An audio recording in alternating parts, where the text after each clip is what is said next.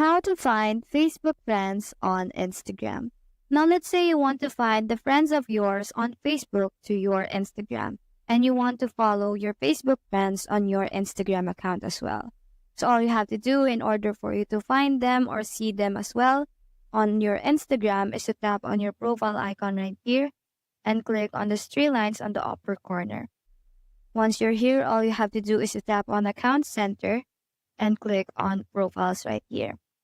You just have to tap on your Facebook or Instagram account right here and make sure that your Instagram account and your Facebook account is combined or synced in one another so that whenever you add something to your Facebook account, it will automatically be transferred to your Instagram, and whenever you combine something or add something to your Instagram account, it will automatically be changed and forwarded to your Facebook account. So once you have confirmed that you have synced your profile info with your Instagram and Facebook account, all you have to do is to go back and tap on this Discover People icon beside the Share Profile icon right here. Now you just have to tap on See All right here, and you will automatically see all the Facebook friends that you have on your Instagram.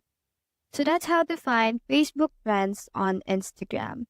Hope we help.